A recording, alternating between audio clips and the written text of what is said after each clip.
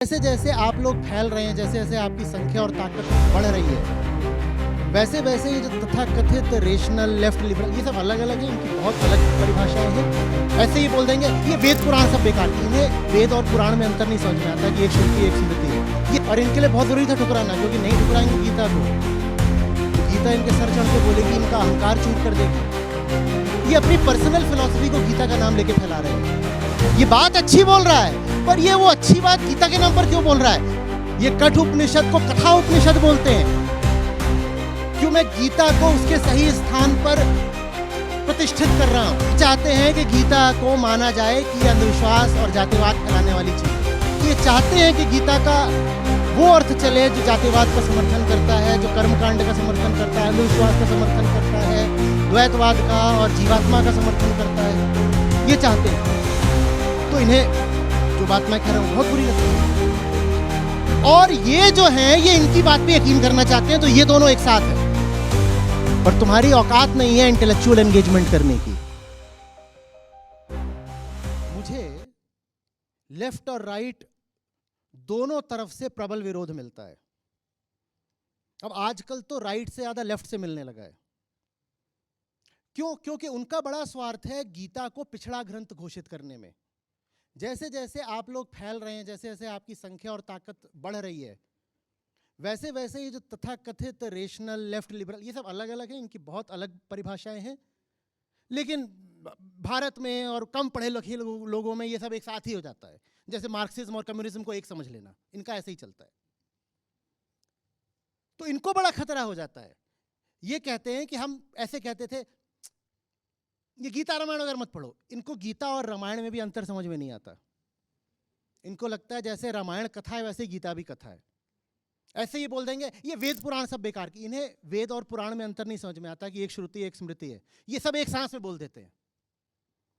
तो इनको बड़ा खतरा हो गया है कि अगर दिख गया कि गीता तो बिल्कुल ठोस दर्शन है, तो आज तक ये जिस आधार पर दर्शन कोई ठुकराते आए थे वो आधार कहां बचेगा? और इनके लिए बहुत जरूरी था ठुकराना, क्योंकि नहीं ठुकराएंगे गीता को तो गीता इनके सर चढ़ के बोलेगी, इनका अहंकार चूर कर देगी। अहंकार बना रहे इसके लिए जरूरी है कि गीता को ठुकराते चलो। तो ये जो तार्किक जमात है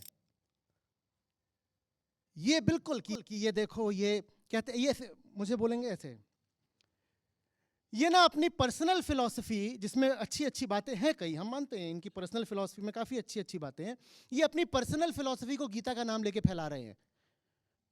भाई अगर वो मेरी पर्सनल होती तो मेरे लिए तो और अच्छा था ना। मैं बोलता मैं एक नई चीज लेके आया हूं, हेलो मुझे क्रेडिट दो, मैं एक नई चीज लेके आया हूं। पर मैं इतना टुच्चा तो नहीं हूं कि जो चीज वस्तुतः मेरी नहीं है उसको मैं बोलूं मेरी है।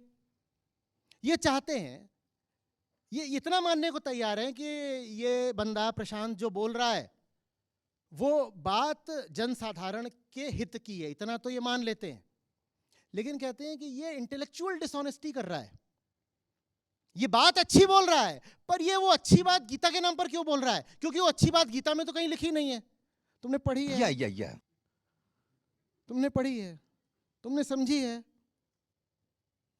ये कहते हैं ये अपनी अच्छी अच्छी बातें, या कि ये दुनिया भर में जो अच्छी बातें कहीं भी कही गई हैं उन बातों को लेकर के आते हैं और कहते हैं ये बात गीता में लिखी है।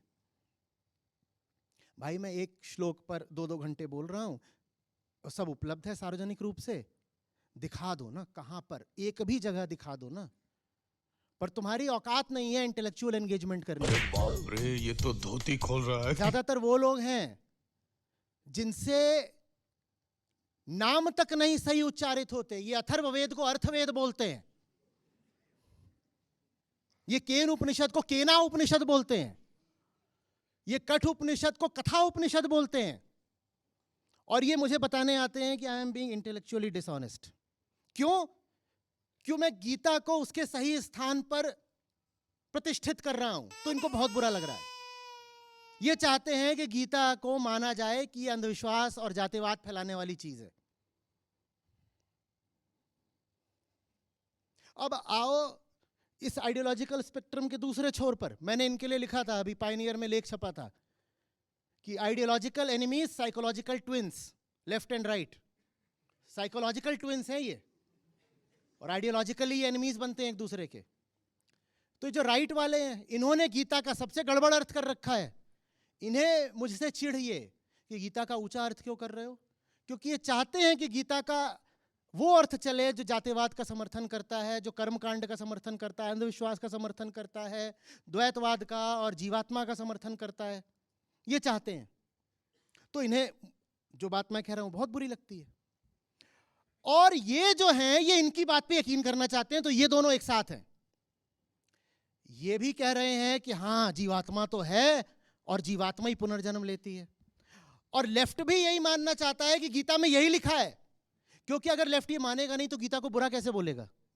तो लेफ्ट कहेगा हाँ जो पाखंड वाली परिभाषा है गीता की, वही गीता की वास्तविक परिभाषा है, और वो गीता की वास्तविक परिभाषा है जिसमें अंधविश्वास भरा है, इसलिए हम गीता को ठुकरा रहे हैं। ये देख रहे हो क्या चल रहा है? ये स्ट्रॉ मैनिंग है। जो वहां लिखा ही नहीं है वो तुम उस पर आरोपित कर रहे हो, और फिर तुम कह रहे हो हिंदू धर्म पिछड़ा हुआ है।